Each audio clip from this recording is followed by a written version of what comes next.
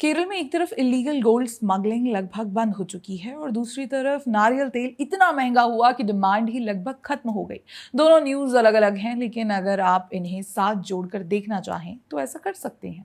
नमस्कार, मैं हिमांशी, स्वागत है आप सभी का द पैम्फलेट में। आज अचानक केरल की याद इसलिए आई क्योंकि बिजनेस वर्ल्ड ने एक इन्वेस्टिगेटिव रिपोर्ट पब्लिश की है और इस रिपोर्ट के अनुसार केरल की जीडीपी साउथ इंडिया में सबसे स्लो होने का कारण केरल की इलीगल गोल्ड स्मगलिंग का बंद होना है। वैसे ये डायरेक्टली तो जिम्मेदार नहीं है, लेकिन ये वही, अगर A is equals to B और B is equals to C, तो indirectly A is equals to C वाला कॉन्सेप्ट है। कैसे? आइए शॉर्ट में बताते हैं। जुलाई 2024 में भारत की वित्त मंत्री निर्मला सीतारमण ने गोल्ड पर लागू इंपोर्ट ड्यूटी को 15% से घटाकर 6% कर दिया था, जिसके चलते पॉलिटिकल अप्रोर से गोल्ड स्मगलर्स पैराडाइज का नाइटमेयर बन गया। इस ड्यूटी कट का उद्देश्य गोल्ड स्मगलिंग की पैरेलल इकोनॉमी को तोड़ना था और केरल का 2024 से 25 का इकोनॉमिक स्लोडाउन इस बात का प्रूफ है कि पॉलिसी अपना काम कर रही है।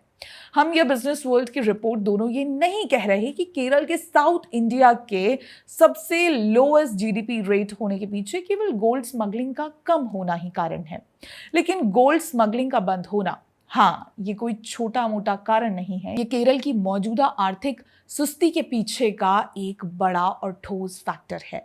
ये सिर्फ किसी लोकल क्राइम स्टोरी का मसला नहीं था, बल्कि एक पूरी ब्लैक इकोनॉमी थी जो सालों से केरल की खपत, छोटे बिजनेस और अनौपचारिक नौकरियों का ऑक्सीजन दे रहे थे।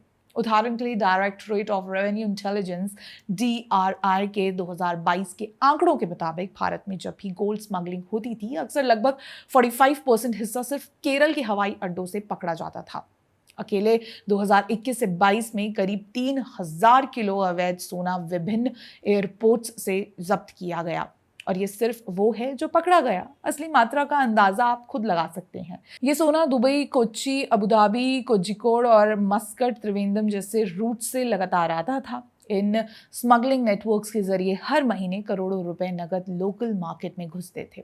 ज्वेलरी मैन्युफैक्चरिंग से लेकर कैश फॉर गोल्ड शॉप्स, यहाँ तक कि बिना रजिस्टर्ड मनी लॉन्ड्रिंग बिजनेस तक, यही पैसा दुकानों की बिक्री, कंस्ट्रक्शन वर्कर्स के पेमेंट्स और लोकल ट्रांसपोर्ट तक में घूमता था। जुलाई 2024 में जब वित्त मंत्री निर्मला सीतारमण ने गोल्ड पर इंपोर्ट ड्यूटी 15% से घटाकर 6% कर दी, तो स्मगलिंग का पूरा इकोनॉमिक मॉडल ही टूट गया। अब अंतर्राष्ट्रीय और भारतीय बाजार का दाम लगभग बराबर हो गया, तो रिस्क लेकर तस्करी करने का फायदा ही नहीं बचा।